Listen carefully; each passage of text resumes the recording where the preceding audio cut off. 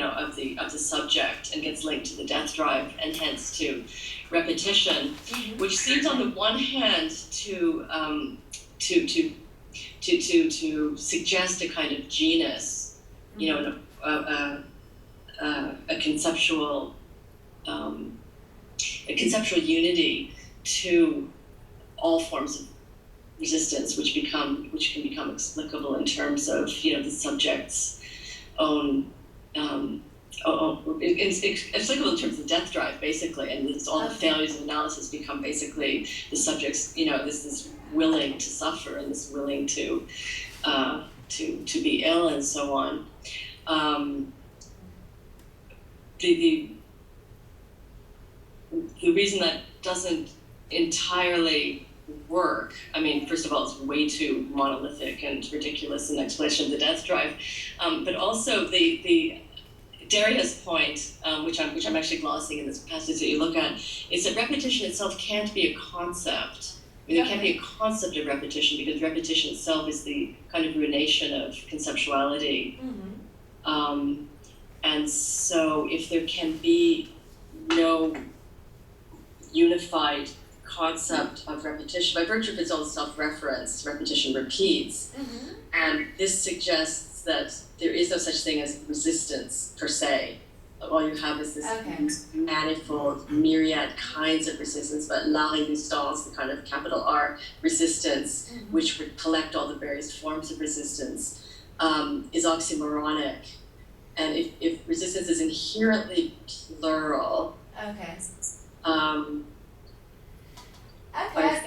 I was thinking of things like Stein's moment, a rose is a rose is a rose is a rose, and the cyclic new repetition with the difference, and insistence as being this generative moment that interrupts and breaks apart. But it sounds like Derrida's doing something very different with that. Well, I don't think it's unconnected. I mean, think about. I mean, Stein is a good example. Think of it as someone who's very dear to Derrida. Is Joyce. I mean, think of affirmation, this kind of repetitive yes of Molly Bloom, which is kind of this generative, repetitive, affirmative mode of pluralization, which isn't just about stuckness. Okay. Right? Is that? Yeah. Thank you. Yeah. So I have a follow-up question about resistance and repetition. I was wondering about the role of repetition compulsion in all this. If repetition compulsion could be read maybe as a form of resistance, like resistance to change, resistance to recovery maybe, the patient becomes so attached to that original trauma, the patient just wants to keep on reliving it because they don't want to move forward. Right. So, I mean, there's two things going on here. One is the concept of, I mean, this is one of the most difficult issues when one talks about trauma, because on the one hand, there seems to be something structural here. When one talks about repetition compulsion, that is a structure which is, as a structure, seems to be essential, seems to be non-historical, seems to be a kind of given, and Freud, as at times in Beyond the Pleasure Principle and elsewhere, does bring it in as such. Whereas the concept of trauma, necessarily involves a kind of contingency. So repetition compulsion, which Freud links to the death drive, and the automatism of the compulsion is the kind of mechanical, and therefore kind of quasi-fatedness or feeling fatedness of what happens would be the structure that makes something like trauma possible. In the technical sense, rather than trauma just being a bad thing that happens, that we suffer from, what makes trauma structurally traumatic, that is to say, caught up in the, all these issues of repetition, relatedness, Nachträglichkeit, retroactive activation, and so on, all the structures. That is a structural feature of consciousness rather than a contingent fact of what happens. So that would be the link between repetition as a compulsion and trauma. And so this aspect of compulsion is really interesting, isn't it? I mean, if you think about this a burden of compulsion and this imperative, of freedom. What is this freest? What is the fundamental rule of psychoanalysis? What does it mean? What is this rule that we have to obey, which nobody can obey, which is so-called free association? There's nothing free about free association, right? Nobody can do it. Compulsive association. What did you say? Just a compulsive association. So we're being compelled to talk freely. Yeah, being compelled to talk freely, but basically, if one could talk freely, it wouldn't be that one was gaining some kind of spontaneous exuberance and liberation from all our travails. I mean, if one could speak freely, it would mean that the actual compulsions that drive us would be able to manifest themselves instead of being cloaked over with, all these resistant forms of all these subterfuges. And that's what free association is not. It's not about catharsis, right? It's not about self-expression or allowing it all to flow out. It's actually allowing the real inhibitions to manifest themselves. And that's what's being covered over by this, by all this other compulsive activity, including compulsions that look very spontaneous. Excessive chattiness, excessive emoting, all the things that make us, look like we're behaving very freely.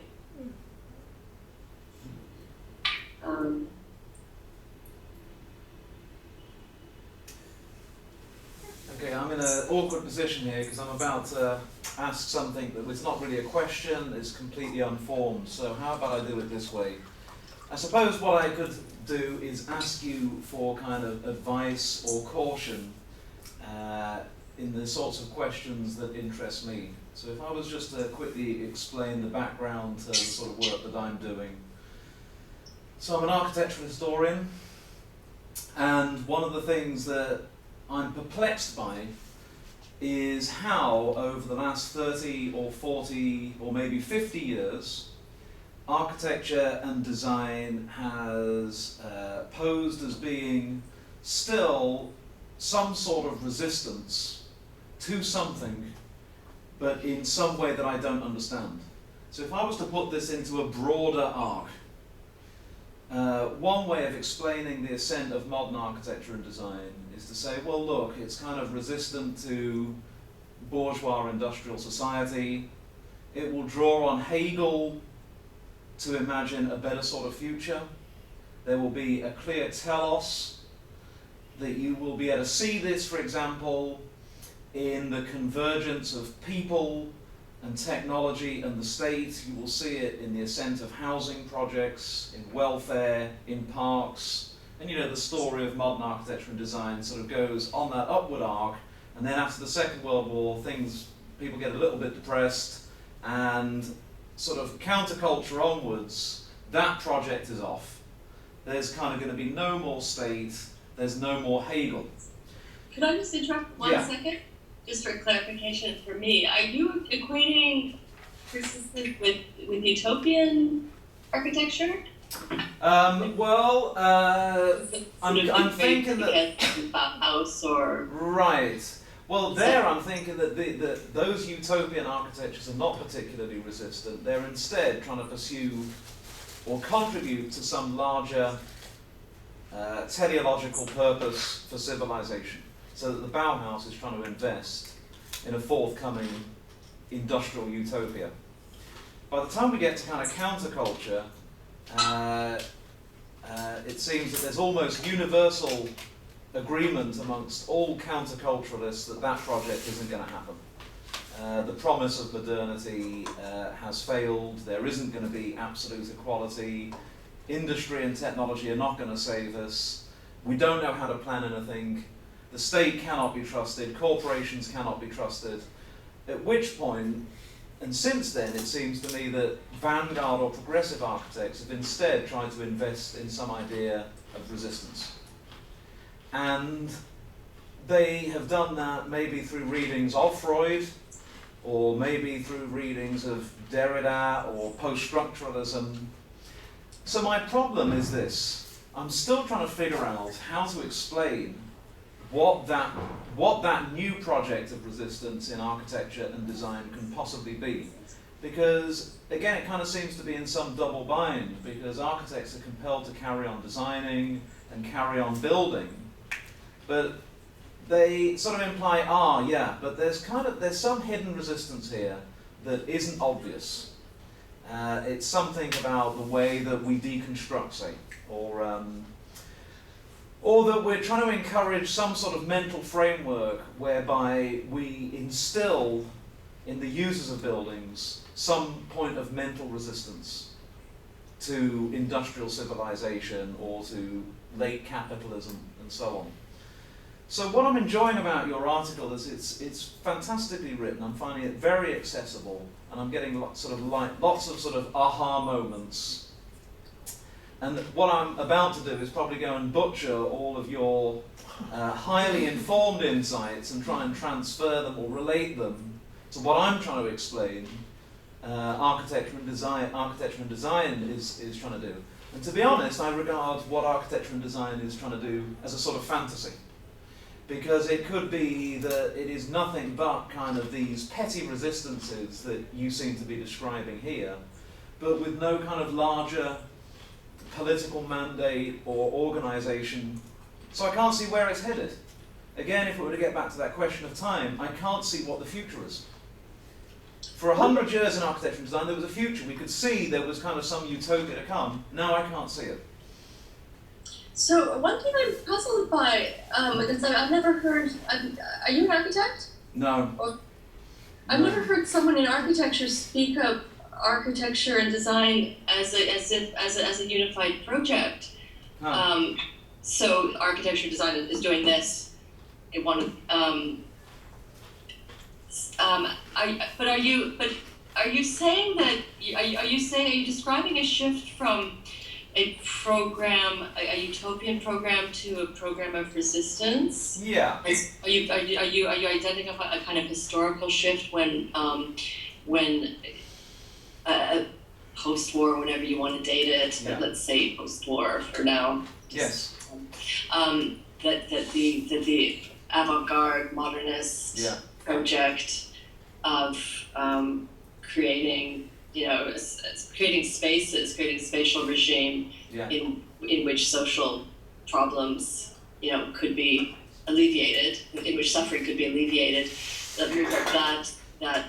That utopian agenda, which is linked to a certain faith in industrial modernity, and perhaps a certain idea that modernity could be uncoupled from capitalism, that is, say, exploitation, or whatever. That in any case, that confidence that fueled the early part of the 20th century architectural mission has given way to a practice of resistance, which I'm curious what a practice of resistance would be, because I don't know what it's to. I'm not hearing what it's to in your synopsis. Yeah, so that's also what I'm trying to figure out. I mean, so it would relate to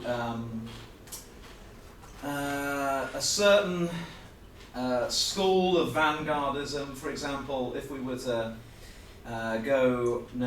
reconvene now at the School of Architecture at Columbia, you would hear faculty there talking routinely about some sort of resistance. Or at Yale, you would hear routinely some sort of resistance. And the closest that I can come to it is historically the fascination amongst many architects with the project of deconstruction. So, in the 1970s, an architect like Peter Eisenman was very closely involved with Jacques Derrida. So that the resistance becomes something like a deconstruction, or constantly creating breaks and spaces and pauses So a building will no longer clearly announce what its agenda is, be it in structure or what its function is. And that idea seems to have carried on now to another generation, where there's almost kind of a sort of resistance to building, a sort of sabotage that we will not any longer partake in, for example, a neoliberal project, even if we look like we are. I can't, I think we're, Oh dear. Okay, I've broken the connection. Oh, we're back. We're back, I think. Yeah. okay, hi, okay.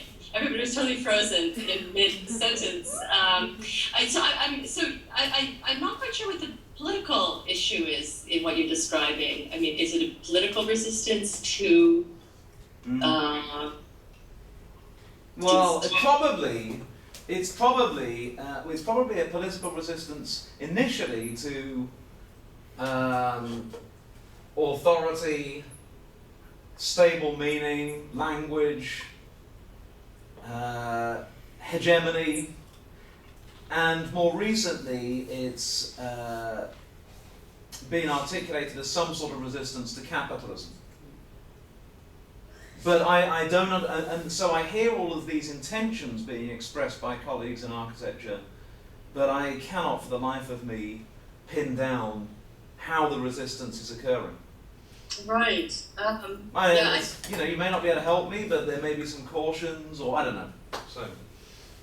Architecture seems like a particularly interesting field of resistance because obviously the links with capital and the state are so pronounced. You can't make buildings without a lot of money and without zoning laws and everything else. I mean, so it's much more linked to the political economic regime than other art forms or other symbolic expressive forms are. So which is maybe why the modes of resistance you're describing are particularly anguished, if that's what you're saying. But I don't know enough to be able to comment on what the discourse of resistance is or how psychoanalysis would help it actually, which seems which is the psychoanalytic concept of resistance kind of ruins everybody else's concept of resistance because it's unconscious. Yeah, I would just add as a brief moment as one specific example, and I wish I could remember more details, but the person who invented the mall, the shopping mall, was a person who fled World War II and came to the United States, and they designed the shopping mall as a space of actually political protest where they're trying to accumulate all the capitalist shops in one location and also create a public space for the public. And then we also see, but then it became something extraordinarily capitalistic, and that this person, I've forgotten his name, renounced it and returned to Europe. And so that's just one specific example where I think the kind of paradox of not resistance, not really, but maybe that's a concrete example to link your thoughts, although you're talking about more contemporary architecture now. That's linking resistance to amelioration. Yeah. Right? Yeah. Which is one might say it's a very pallid notion of resistance. It's just making something work a little bit better. No? Yeah. Yeah, I was wondering if maybe we could also look at Hegel's view of architecture here, just to sort of bring it back to Hegel. I mean, Hegel, kind of in his aesthetics, he presents architecture as something that spirit needs to resist. The world spirit needs to move on from the phase of architecture. Architecture is sort of too heavy, it's too concrete, it's too physical, and world spirit needs to transcend that. It needs to move on to other arts. So maybe architects are trying to resist architecture. Maybe they're trying to I think that's create some insubstantial building. I mean, I suppose, if nothing else, if it's not a question, then it's just sort of a conversational point, and that is that, I think that a lot of the books in your